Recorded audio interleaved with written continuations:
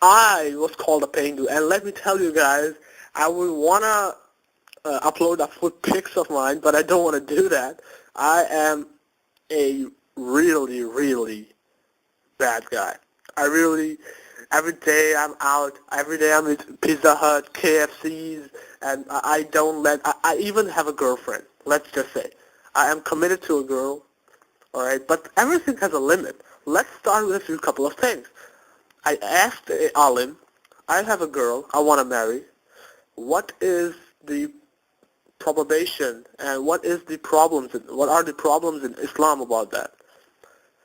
And honestly speaking, he's the best alim in the world. And he said, boy, there is no problem. Everything has a limit. The only reason the concept of not talking to a girl was established in Islam, the concept of a veil, not talking in Islam is the wrong term, of a veil and a limit between boys and girls was established so that they don't fall into a sin.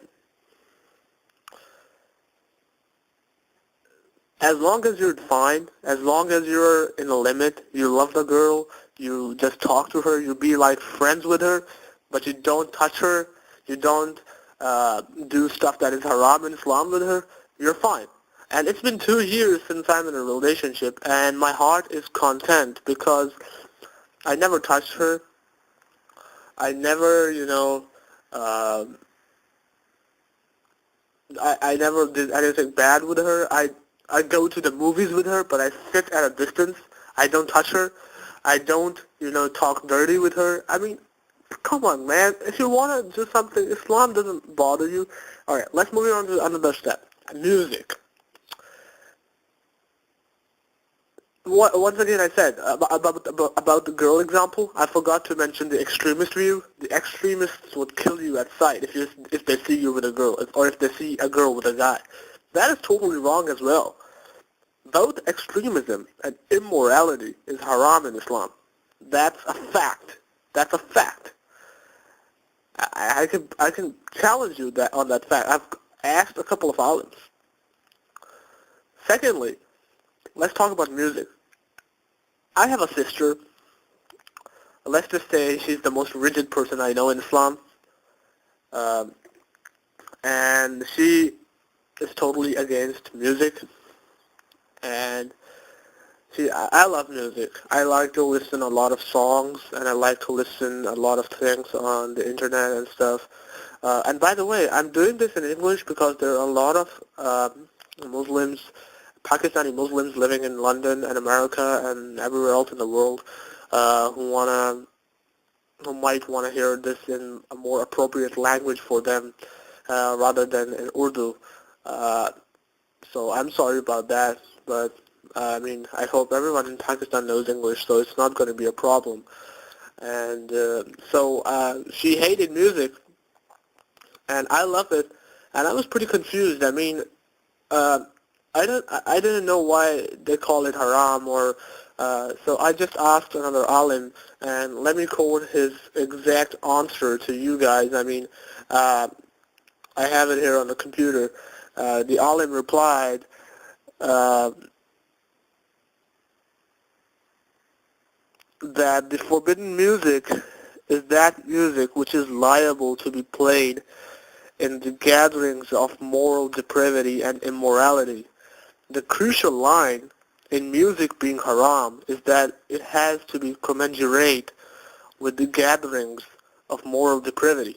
It basically means, for those of you who are weak in English, that as long as there's a song that can be played in a moral depravity environment, in a, let's call it in a Pakistani term, in a mujra, if there's a mujra going on and you play a song, that song is going to be haram, ultimately. And there's no denying it. For example, let's hear the song, there's a song, Zara Zara, Touch Me, or any other song, I mean, song like that, that song is haram.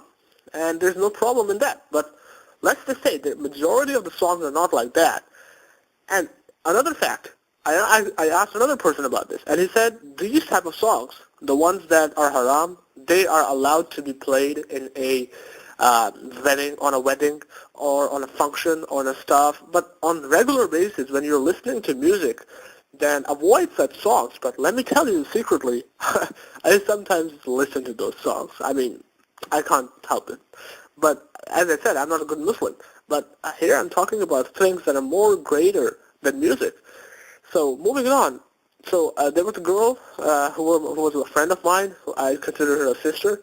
And I asked her that she should not step into the fashion industry, not because it's not okay to be in there, but because it's going towards a lot of immorality. And you know what the answer she gave me? I mean, the answer literally, broke my relationship with her. And I was like, I never, ever want to see her face again. I don't want to name her either. But the answer she gave me was, grow up, boy. This is the modern world. This stuff has to be done. And I was shocked.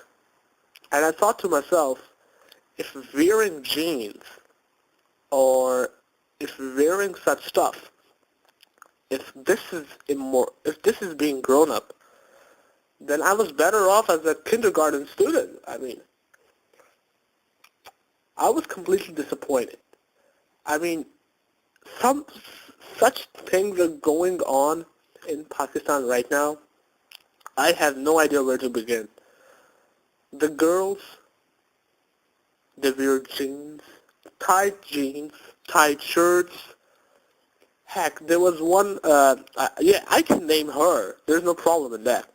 There was this model, and I think I should upload her video too in the end. I'll do this in the end of the interview or the speech, whatever this is. And she was like, I wear anything. I don't bother. And she was a Pakistani model. I wear anything. So I asked another alim about being, wearing jeans and stuff. And the answer that he gave me was so nice that I thought to myself, I said, I love my religion and I love my culture as well. I asked him about our culture, and his answer was according to my culture and my society. And by the way, if you want to ask these questions, you can just let me know. I mean, I could tell you the email address of that alim. He has a website. And let me assure you that he is the best alim in the world.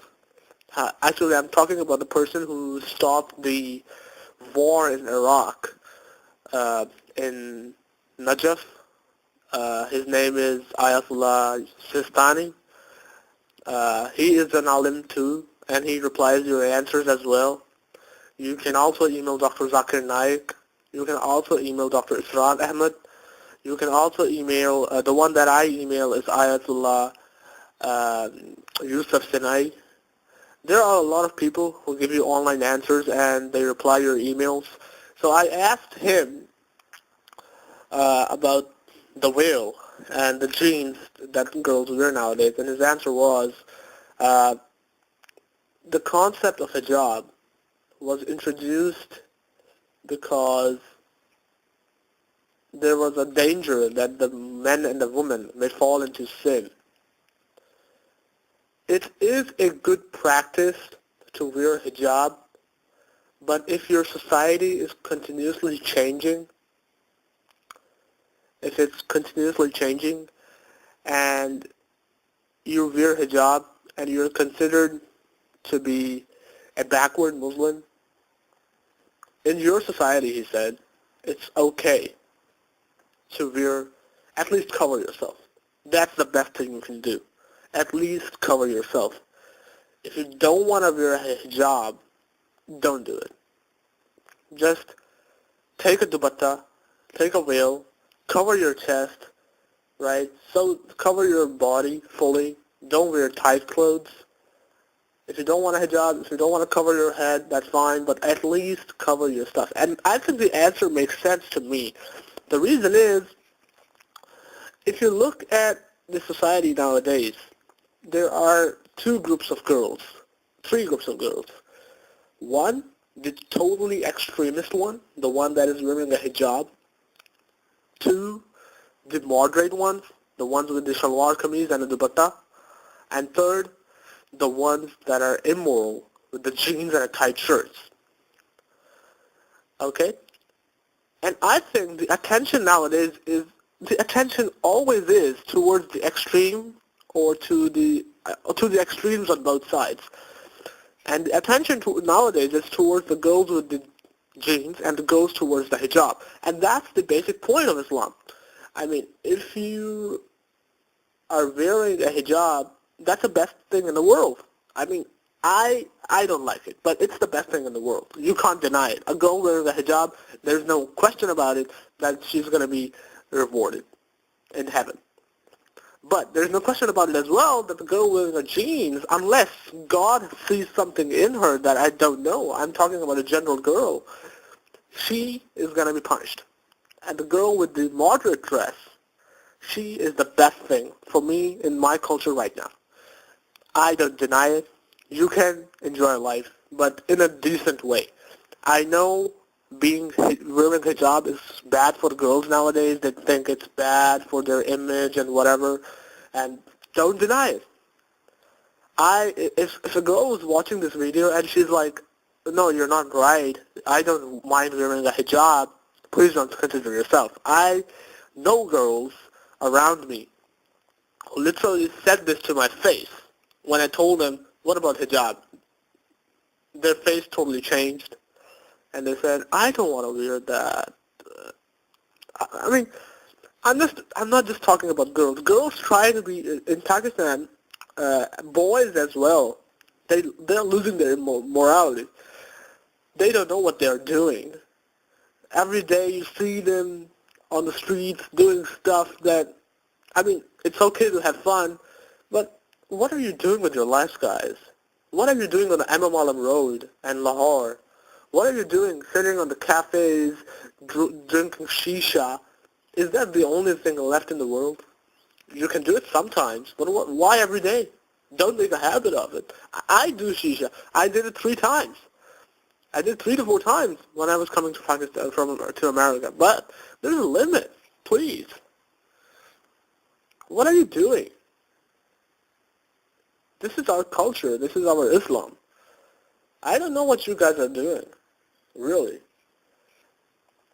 What about you girls? I mean, why are you doing this? Do you really think wearing jeans is going to make you modern? I was talking to my friend the other day, and the answer was quite simple. He said, nowadays in colleges in Lahore, for example, most of the girls, like, in college level in Pakistan is for, like, the 12th and the 11th grade.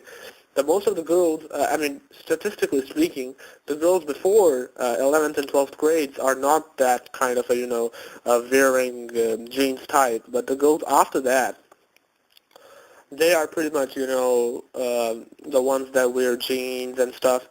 So the answer was quite simple. He said, what happens basically, I was discussing it with him, and he gave me a good answer. He said, what happens is you're in college and a girl comes in, and she's like from a village, and she wears, hijab or whatever they wear in villages nowadays. Basically in villages as well nowadays, immorality is at its peak.